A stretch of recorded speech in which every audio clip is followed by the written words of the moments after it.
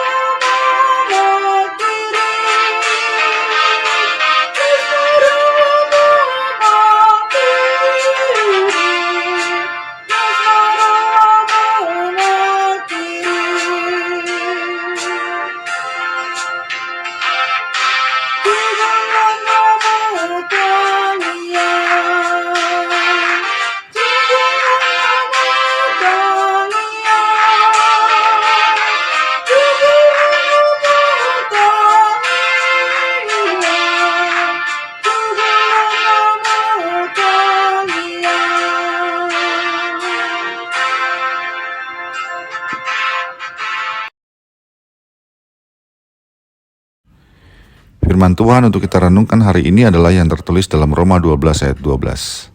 Bersukacitalah dalam pengharapan, sabarlah dalam kesesakan, dan bertekunlah dalam doa. Demikianlah firman Tuhan.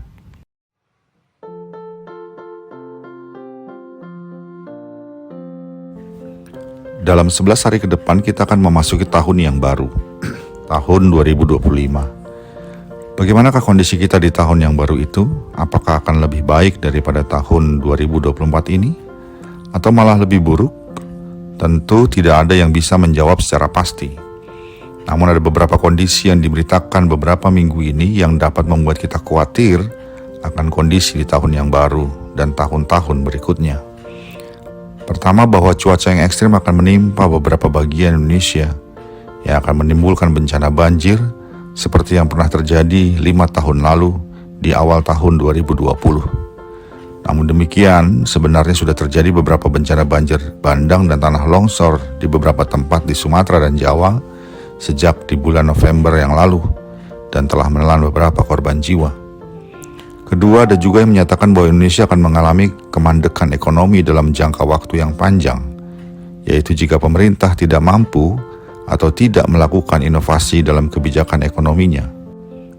Hal ini dinyatakan oleh ekonom muda dari Universitas Indonesia berdasarkan laporan dari penelitian yang dilakukan oleh Fakultas Ekonomi dan Bisnis Universitas Indonesia. Tanda-tanda dari kemandekan itu diantaranya adalah bahwa pertumbuhan ekonomi di Indonesia telah cenderung menurun sejak tahun 2019 lalu, dan mereka memprediksi pertumbuhan ekonomi Indonesia akan turun lagi menjadi di bawah angka 5%, yaitu sekitar 4,9%. Lainnya, masyarakat juga dibuat resah oleh rencana pemerintah memberlakukan tarif baru pajak pertambahan nilai menjadi 12%. Walaupun hal tersebut adalah perintah dari undang-undang, namun para ahli ekonomi dan para pengusaha mengatakan pemberlakuan itu justru akan memperberat perekonomian Indonesia, sebab masyarakat kita belum siap untuk menerimanya. Semua kabar itu belum termasuk kondisi geopolitik dunia yang semakin menunjukkan ketegangan antar negara, terutama di wilayah timur, tengah, dan antara Rusia, Cina yang berhadapan dengan Amerika Serikat. Jika kita mencermati semua itu, tentu kecemasan dan kegalauan akan muncul dalam hati dan pikiran kita. Apa yang harus kita lakukan supaya kita terlepas dari kondisi yang sulit di masa depan? Jawaban realistisnya tentu adalah teruslah bekerja dan berusaha untuk menjaga ekonomi, kesehatan, dan lain-lain kita tetap baik. Namun di samping itu, firman Tuhan hari ini memberi nasihat juga buat kita tentang apa yang harus kita lakukan dalam menghadapi segala tantangan tersebut. Pertama, bersukacitalah dalam pengharapan. Berbagai tantangan yang di depan tadi tentu akan membuat kita sedih dan takut dalam menghadapi dan memasuki tahun yang baru. Namun firman Tuhan mengingatkan kita adanya pengharapan di dalam pemeliharaan dan janji-janji Allah kita. Bahwa kita hidup dan menghadapi tantangan itu tidak sendirian. Kita menghadapinya bersama Sang Immanuel, Allah yang lahir dan menjadi manusia dan beserta dengan kita. Ia menjadi Allah yang menggembalakan kita, sebagaimana gembala yang baik menggembalakan domba-dombanya. Bahwa Allah punya rancangan yang indah bagi setiap kita. Itulah kiranya yang membuat kita mampu untuk optimis memasuki masa depan dunia ini.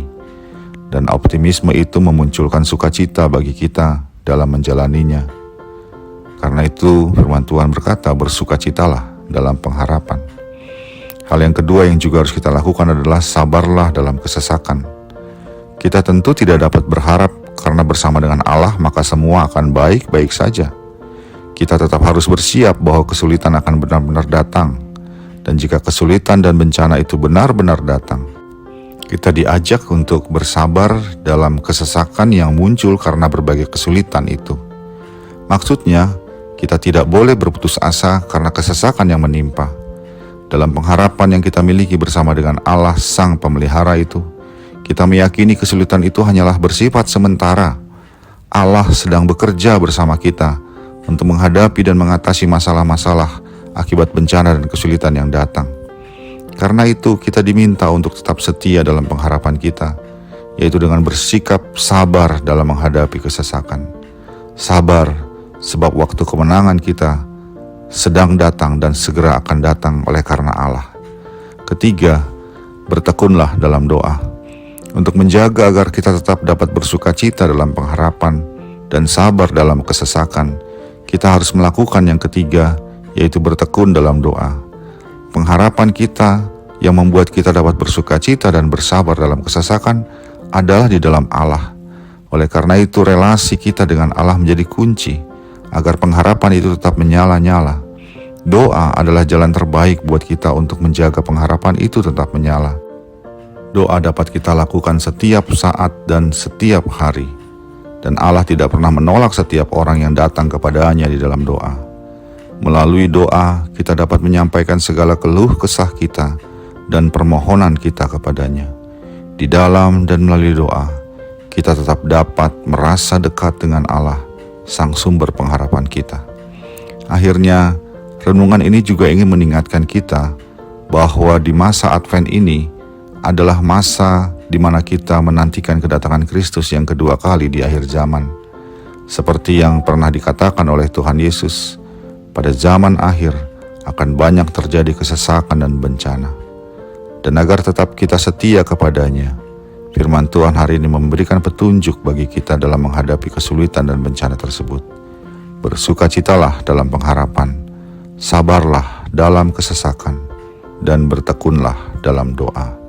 Amin.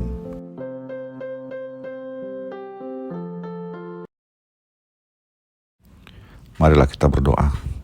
Ya Allah, sumber pengharapan kami, kiranya Roh Kudus-Mu tetap bekerja di dalam kami, untuk kami tetap bersabar dan bersukacita dalam kesesakan dan dalam pengharapan kepadamu, sehingga kami boleh bertahan dan menang dalam menghadapi berbagai kesulitan. Dalam Yesus Kristus kami berdoa. Amin. Kasih karunia dari Tuhan kita Yesus Kristus, anugerah dari Allah Bapa kita, dan persekutuan Roh Kudus menyertai engkau sekalian. Amin.